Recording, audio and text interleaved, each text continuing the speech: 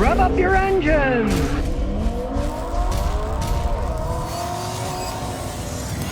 Well, Volkswagen's given up with exotic cars. In 1998, they acquired Bugatti. Now, I know a lot of people think, oh, Bugatti must be an Italian exotic car. No, it's a French company. It's just called Bugatti. France borders on Italy, and, you know, they're all touching each other. They're all close together, so really, it doesn't make much difference. They've given up, and now a Croatian firm called Rimac has taken a controlling interest in Bugatti, those expensive, exotic cars. Bugatti, historically, has always lost money. It's just a really ultra-rich toy, and the people that are involved in it are generally very rich people. It's kind of a status thing, like, yeah, you know, I'm a country club, I own Bugatti, blah, blah.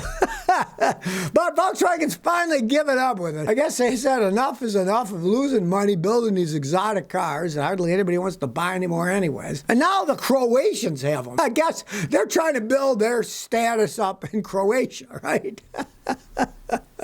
Kind of reminds me when the Indians bought Jaguar Land Rover, because it's kind of like their revenge on the British Empire. Now they're buying the British stuff, right? The classic British Jaguar. Now the Indians owned them, right? And of course now they're half owned by the Chinese, who seem to be taking most of it over anyways. That was a money loser for them in the long run. And Volkswagen, the Germans finally wised up and they got rid of the French Bugatti. A smart move, if you ask me. I don't know why they bought it in the first place. I guess they had so much money in 1998 they didn't care. And they thought, oh, we'll get this high status thing and buy it. It's gone now, and now the Croatians are going to have to deal with it.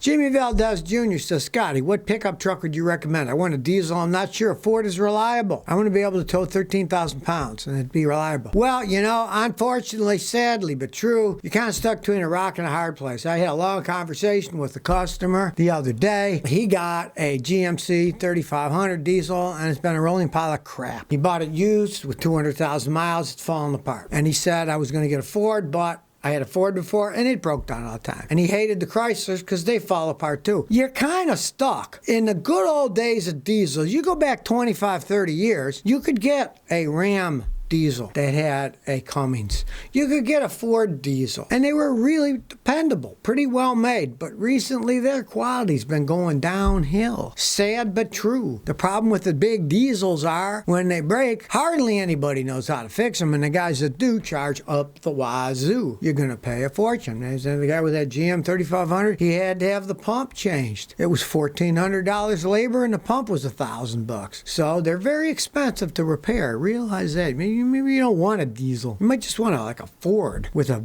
V8, normally aspirated V8. They got plenty of power for towing. G. Margron says, Scotty, was the old Toyota Scarlet reliable? They were a very cheaply made car. That was, you know, one of their bottom line cars. So you'd feel the bumps, rattled, they weren't extremely fast or anything, but if you changed the oil regularly, they could last a long time. I had customers with them. They were customers that were really on a cheap side. They wanted to buy a cheap car and they wanted one that would last a long time, and at the same time, when it would good gas mileage, hold up over years and years. And they got them, and they were happy with them. They weren't luxury cars. Most people don't like the ride. They're kind of crappy riding, but they would run quite some time. A Russian man asks, Scotty, what do you think of the VW 1.5 TSI engine? I'm not a fan of getting small displacement engines and putting turbochargers on them. They go faster? Yes. They get good gas mileage? Yes. But they don't hold up over time. They will not last hundreds and hundreds of thousands of miles like a normal, say, Toyota or Honda gasoline engine. You turbocharge them, you get more power, but you're asking for problems as time goes on. Turbos are expensive. The extra pressure wears the engines out faster, wears the transmissions out faster. They won't last as long. Jaden Garlett says, Scotty, my ABS system goes off every time I roll to a red light and have all new brakes. What should I do? Understand ABS is anti-lock braking. They keep the brakes from locking up if you slam on the brakes, so the tires won't skid. If the system doesn't work, it reverts to non-ABS normal braking. If you want to fix it, unfortunately, you're going to have to find a guy like me with a very high dealer-level scan tool and analyze the system. We can do bidirectional testing. We can see if a sensor's bad. We can see if the ABS module is bad, but you realize you can be paying a mechanic anywhere from $100 to $140 $15 an hour doing that work, and let's say your brake module is bad, some of those brake modules for the ABS system cost $1,500, you're looking at some big money. But if you're curious, pay a mechanic at least to say, I want to know what's wrong, and they can tell you what's wrong. Then you might decide, gee, I don't want to waste that money, I'll drive it without ABS. Reb Google says, is a Honda Hybrid 2021 worth the $36,000? Well, I don't think it is. I don't think any new car is worth the price they're asking. You lose almost 50% of the value the first year you own a car. They can tell you all kinds of BS. You try selling it back to the dealer after a year, you're going to see they'll pay you about half what you paid for it. So I always buy used cars. Now, if you do want to get a hybrid, my advice, get Toyota Hybrid. They've been making them the longest and the most dependable. Honda actually beat them to building the first one by a few months, but they sold millions Priuses and other hybrids, Toyota.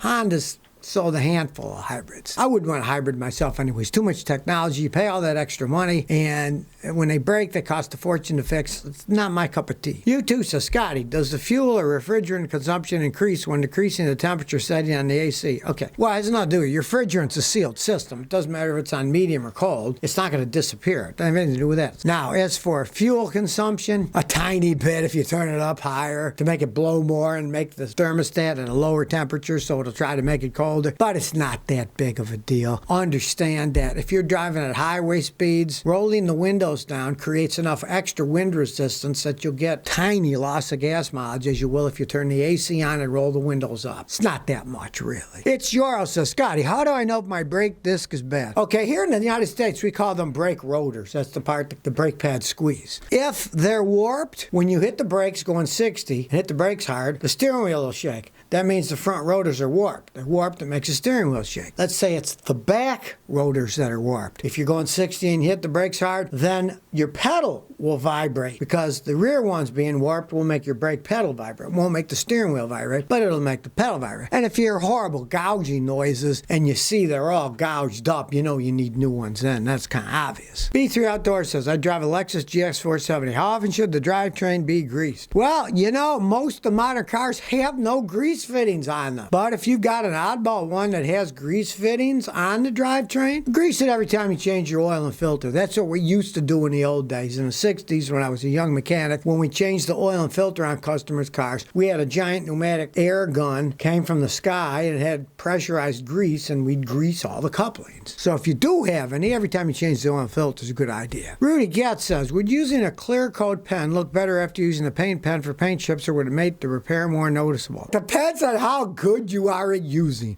Realize that the paint is a certain thickness. You got a chip like a little canyon, right? Now, if you put a tiny amount of regular paint and let it dry for a day, and then cover it with a clear coat, and you get the clear coat reasonably close to the thickness, it's going to look better because it will shine. But it all depends if you're any good at putting on. You put on too much, it'll stick out in a little lump. It'll actually look worse. So practice on pieces of metal first. Get some painted metal, wipe off the paint in areas and practice, and then try it on a car. It will look better with a clear coat if you do it right. It's not that easy to do because realize this. The paint of your car was spray painted with thin layers with spray paint. You get there and you start dabbing with little brushes, you're not going to be able to match that very well. It's pretty hard to do. Guys that know how to do airbrushing, they can do a pretty good job. If they do a big enough area, if they're good at blending with airbrushing. I've seen airbrush guys do a real good job. Randy Ramirez says, what's better, Hankook tire or Cooper touring? I'd get the Cooper. I've had Cooper tires. Some of the Hankook tires are okay and some of them are absolute crap. You never know with the foreign made stuff. The Cooper, I've never gotten a bad tire. I also like Michelin, Goodyear. They make pretty good tires. I like them where they're made here in the States. They have a little better quality. They heat them up more to vulcanize them. A lot of the Asian tires, they don't vulcanize them right because it takes energy to heat them up, and they don't hold up. They get nails all the time. Scotty, have you ever ridden a motorcycle with a sidecar? I want to get one for my dog, Bentley. No, I never have, because to me, motorcycles are a solitary experience. You're on your bike all by yourself, listening to the noise, riding, going into the twisties, leaning. You can't really lean that well with a sidecar. Sidecars were originally just a cheap way of transportation. The British had them, especially after World War II. They had no money left for cars, so they made motorcycles with sidecars. Some of them were even enclosed with little doors and roofs and windshields and stuff on them. It's more of a cheap way of transportation for people. I've never actually even been in one. I wouldn't want to drive one. I wouldn't like the feel of it. You can't lean left and right. You got three wheels. It would really change the driving experience of a motorcycle. I don't think I'd like it at all. So if you never want to miss another one of my new car repair videos, Remember to ring that bell.